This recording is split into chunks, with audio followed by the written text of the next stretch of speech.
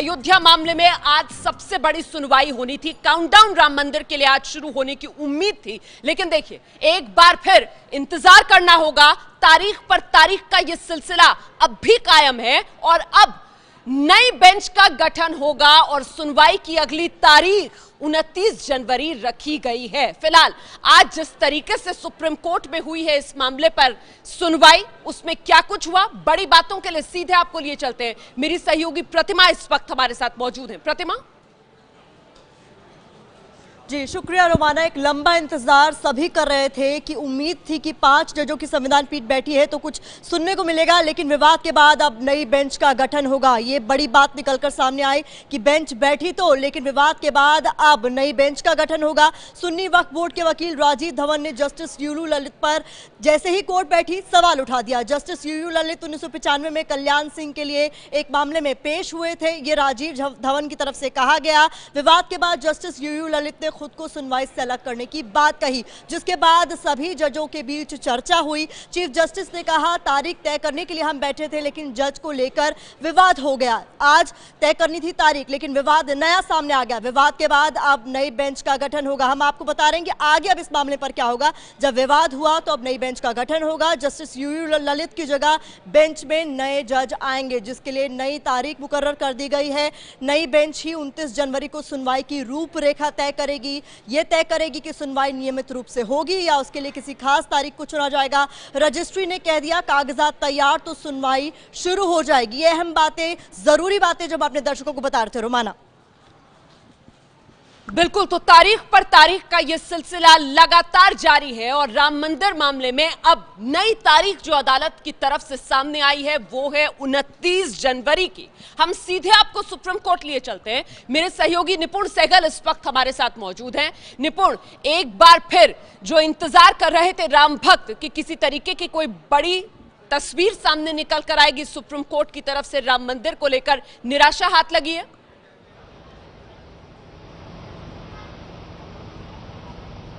जी बिल्कुल, निराशा हाथ लगी और एक बार फिर प्रक्रिया में उलझकर मामला रह गया। क्योंकि देखिए कोर्ट के लिए अपनी साख को बचाए रखना भी जरूरी है, क्योंकि अगर किसी जज पे सवाल उठा दिए गए तो आमतौर पर वो जज रिक्यूज कर लेते हैं अगर सवाल बिल्कुल ही बेमानी या बेमतलब का ना हो। चूंकि जो ये मामला था कल्याण सिंह वाला, वो अयोध्या विवाद से ही जुड़ा हुआ एक मामला था, इसलिए जब उस बात को रखा गया तो जस्टिस यूयू ललित ने खुद को अलग कर लेना मुनासिब समझा और इसलिए सुनवाई टल गई है। 29 जनवरी को भी जब सुनवाई होगी तब हम ये नहीं कह सकते कि उस दिन से सुनवाई शुरू हो जाएगी, क्योंकि रजिस्ट्री से रिपोर्ट मांगी है चीफ जस्टिस ने कि जो तमाम दस्तावेज हैं उनका क्या हुआ, उनका आकलन करके बताइए, वो कब तक सुनवाई के लायक हमारे सामने रखा जा सकता है उसको। अगर रजिस्ट्री उस दिन कहती है कि कागजात सारे तैयार हैं, सुनवाई का बिल्कुल हरी झंडी दिखाती रजिस्ट्री अपनी तरफ से कि तैयारी हमारी पूरी है, तो हो सकता है जल्द सुनवाई शुरू हो जाए। अगर उस दिन कोई और वकील किसी और बात में मामले को उलझा ना दे तो हो सकता है कि 29 जनवरी के बाद जल्द सुनवाई शुरू हो सके, लेकिन फिलहाल स्थिति यही है कि सुनवाई टल गई है, नई बेंच बैठेगी और रजिस्ट्री की रिपोर्ट के आधार पर आगे की रूपरेखा तय होगी। बिल्कुल, 29 जनवरी पर अब सबकी नजर लग गई है, लेकिन उससे पहले जो दर्शक अभी अभी हमारे साथ जुड़े हैं निपुण सहगल, जरा उन्हें विस्तार से और सिलसिलेवार ढंग से बताइए आज अदालत की कार्रवाई शुरू हुई, किस तरीके से वकील राजीव धवन की तरफ से सवाल उठाए गए, जस्टिस यूयू ललित उन्होंने खुद को इस बेंच से अलग किया। सिलसिलेवार ढंग से पूरी खबर एक बार दर्शकों के लिए बता दीजिए।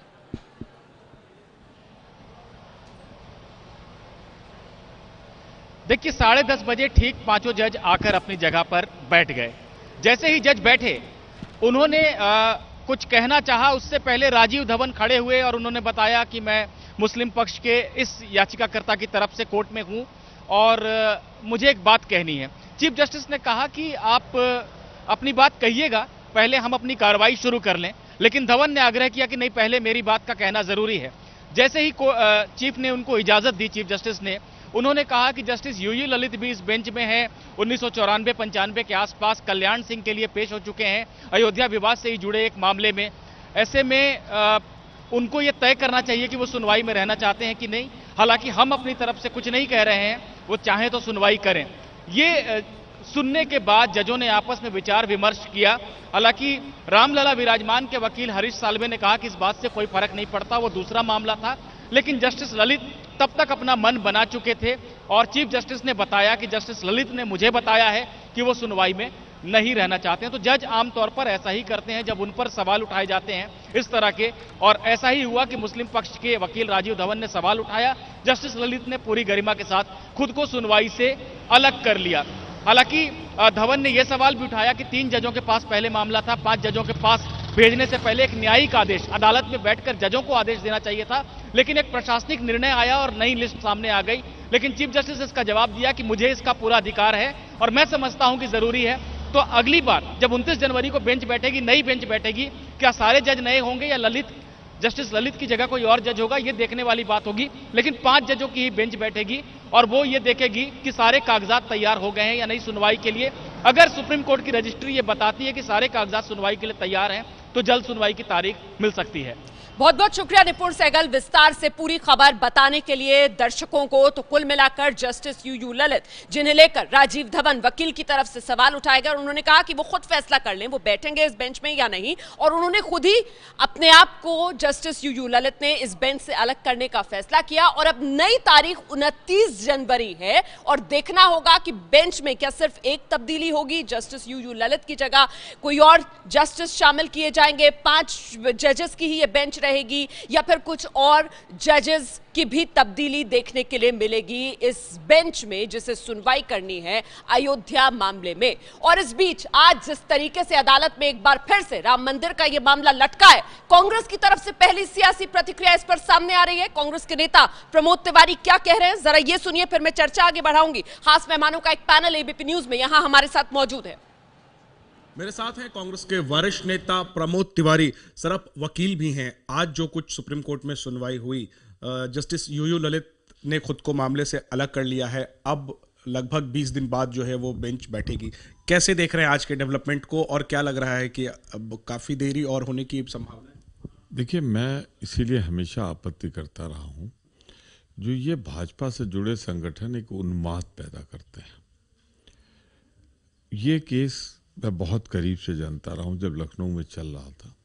इसमें 7-8 हज़ार पेज की तो एविडेंस है, बहुत से डॉक्यूमेंट और हैं, गवाहों की एविडेंस इतनी है। जस्टिस यूएस ललित साहब, मुझे याद है कल्याण सिंह जी के मामले में अपीयर हुए थे जब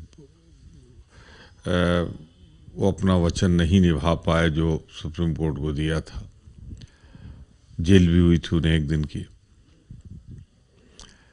तो सामान्यतः जो सर्वोच्च न्यायालय की महान परंपरा है कि कोई वकील रहे किसी प्रकरण में तो जज के रूप में उसे नहीं सुन सकता, उन्होंने उसका पालन किया है।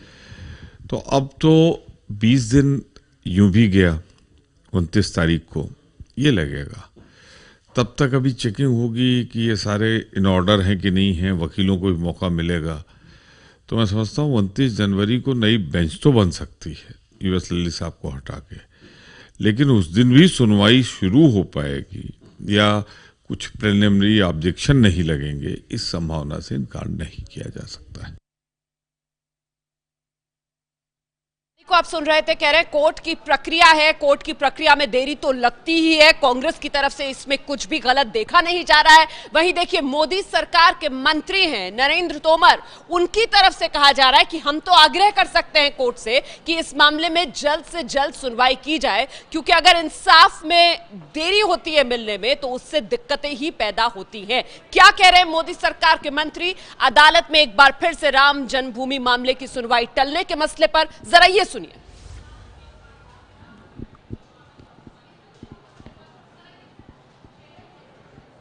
केंद्रीय मंत्री नरेंद्र सिंह तोमर है, उनसे बात करते हैं। नरेंद्र सिंह जी, तारीख पर तारीख, लेकिन राम मंदिर मामले पर सुनवाई नहीं शुरू हो पा रही है। देश के करोड़ों लोगों की इच्छा है प्रभु राम का मंदिर अयोध्या में जन्मभूमि के स्थान पर बने।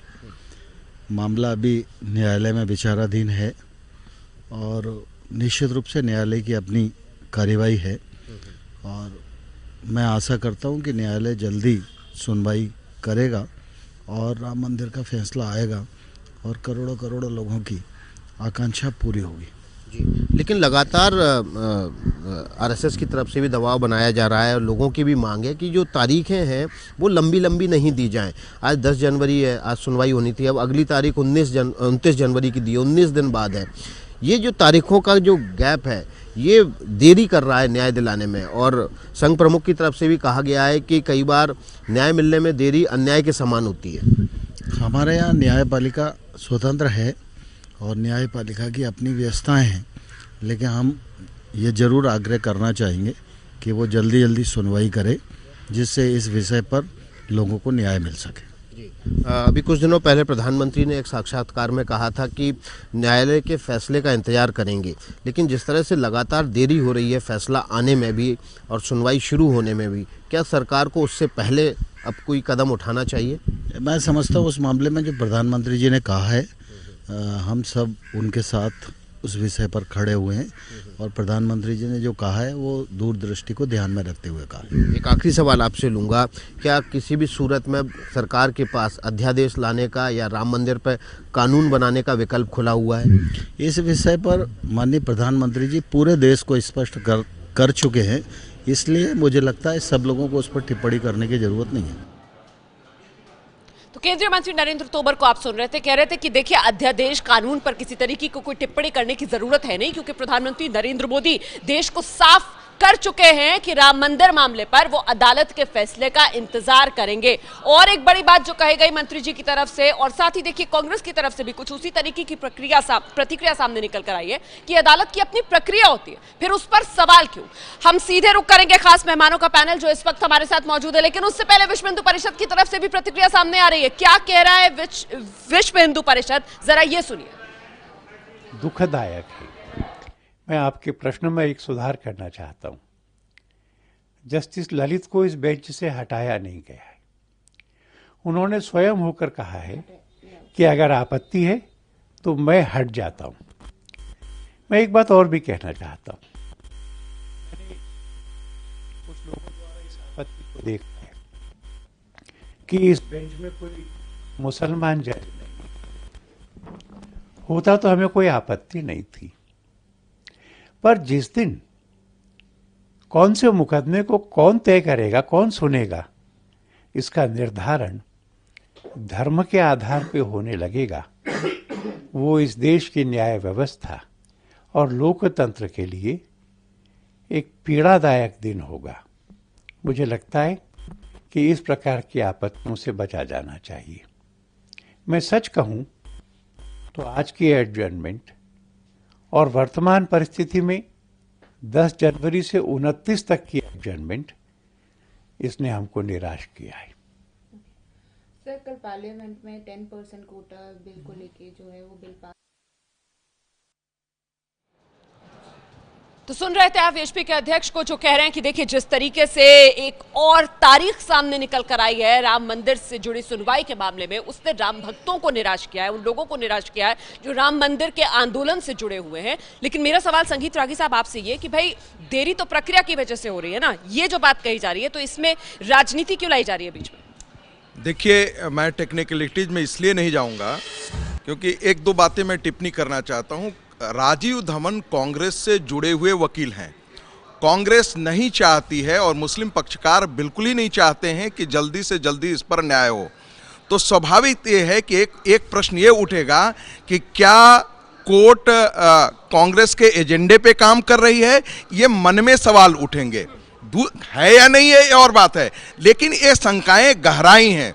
दूसरी बात जो है कि जाति का, कल धर्म की पृष्ठभूमि जजों के बारे में आई, अब आई कि कल्याण सिंह के एक केस से जरूरत है। तो एक सवाल उठता है कि क्या जजेस जो वहां पर बैठते हैं वे धर्म के आधार पर निर्णय करते हैं, जाति के आधार पर निर्णय करते हैं, या कानून और दस्तावेज के आधार पर निर्णय करते हैं? कल जाकर के जजों की सामाजिक पृष्ठभूमि पर प्रश्न किया जाएगा, कल जजों के राजनीतिक पारिवारिक पृष्ठभूमि पर तय किया जाएगा, तब क्या सुप्रीम कोर्ट के बारे में क्या मानदंड रह जाए? अंतिम निष्कर्ष मुझे लगता है कि हिंदू समाज की जो वो शंका थी कि न्यायालय से हमें निर्णय नहीं मिलने वाला है, न्याय नहीं मिलने वाला है, ये शंका उनकी वाजिब होती जा रही है और ये गहराती जा रही है। और मुझे लगता है कि धर्म संसद को इस पर निर्णय लेने की आवश्यकता है। मैं बाकी मेहमानों के पास जाऊंगी, लेकिन उससे पहले फहीम बेग साहब, जो बात संगीत रागी जी कह रहे हैं, ये गलत मिसाल जो मुस्लिम पक्ष की तरफ से पेश की गई, ये कहकर कि भाई मुसलमान जज क्यों नहीं शामिल किया। रागी साहब ने बहुत अच्छे से यहाँ पर डिफेंड किया उनको। मैं पूछना चाहता हूँ, अभी कुछ दिन पहले इन्हीं के एक एमएलए ने प्रोटेम स्पीकर के सामने शपथ ग्रहण करने से मना कर दिया था। तब आपकी ज़बान क्यों नहीं खुली? तब आपको संविधान क्यों याद नहीं आया? तब आपको यह मर्यादा याद क्यों नहीं आई? यानी सुविधा के अनुसार आप धर्म को लेकर, जाति को लेकर बात करते हैं। और मैं पूछना चाहता हूं, आज इतनी जल्दबाजी क्यों? क्या आपका न्याय से आपका विश्वास उठ गया है? मैं पूछना चाहता हूं, मुस्लिम पक्ष हो या कोई सा भी पक्ष हो, वो सब न्याय के ऊपर बिल्कुल अडिग हैं। उनका कहना सर्वोच्च न्यायालय का जो भी फैसला होगा माना जाएगा। मगर अब जिस प्रकार से रागी जी और इनके जितनी भी संस्थाएं हैं, ये किस तरह से विचलित नजर आ रही हैं, और ये विचलितता अगर दिखानी थी 2014 में जब सरकार बनी थी, आज 2019 जब आ गया है, चुनाव आने वाला है, तब आपको जल्दबाजी नजर आ रही है। सब सीना, मतलब आप भी चुनाव से जोड़ रहे हैं ना सर? संगीत रागी जी की तरफ से भी आशंका जताई जा रही है कि क्यों ना सवाल पूछा जाए कि कांग्रेस की तरफ से साजिश रची जा रही है। दुष्यंत नागर जी, देखिए साजिश की लोग बात कर रहे हैं, हरीश साल्वे जी किस पक्ष की तरफ से वकील हैं आज, ये भी सोचिए। और वो कांग्रेस की सरकारों में महत्वपूर्ण पदों पर रह चुके हैं, बड़ी जिम्मेवारियां उन्होंने निभाई है। तो कौन वकील है, वो क्या निर्णय लेगा, किस केस को लड़ेगा, वो सबके व्यक्तिगत फैसले हैं, लोग फैसले करते हैं। भारतीय जनता पार्टी के अभी वर्तमान में मंत्री हैं, उन्होंने बड़े बड़े विवादित केस लड़े हैं, वोडाफोन का भी केस एक मंत्री ने लड़ा है। तो ये सब बातें नहीं करना चाहिए। सुप्रीम कोर्ट को हमारे न्याय की सुप्रीम आस्था है। गांव का एक आदमी, गरीब आदमी को जब एक दबंग आदमी दबाता है तो वो धमकी देता है कि मैं तुझे सुप्रीम कोर्ट तक खींचूंगा। तो सुप्रीम कोर्ट भारत के लोगों की आस्था का केंद्र है, उसे उसका काम करने दीजिए। रही बात ये कि अगर आपको ज़्यादा समय लग रहा है कि मामला खिंच रहा है, तो आप बातचीत से निपटा सकते हैं। बातचीत से नहीं निपटाना चाह सकते तो आप कानून बना के निपटा दीजिए। लेकिन संस्थाओं पे हमले जिस प्रकार से करना है उचित नहीं है। बिल्कुल। तो कोर्ट की प्रक्रिया पर सवाल उठाने से क्या सुप्रीम कोर्ट की गरिमा को ठेस नहीं पहुंचाई जा रही? इन तमाम सवालों के साथ अब ये चर्चा आगे बढ़ाएंगे। फौरन लौट रहे हैं, आप रहिए एबीपी न्यूज पर हमारे साथ। बहुत बड़ी खबर आ रही है। 5 जजेस में से जस्टिस यूयू ललित एक बेहद अहम वरिष्ठ जज हैं और उन पर राजीव धवन द्वारा सवाल उठाए जाने के बाद जस्टिस ललित ने खुद को अलग करने को कहा है। तो सुनवाई 29 जनवरी को भी 5 जजों की बेंच करेगी, लेकिन राजीव धवन ने जो बिंदु उठाए उसकी वजह से एक बार फिर मामला टल गया और कोई और दिन तारीख तय करने के लिए रखा जाएगा। ये इस वक्त की सबसे बड़ी खबर है। 29 जनवरी को अब नई बेंच बैठेगी। एबीपी न्यूज, खबरें जो देश को रखें आगे।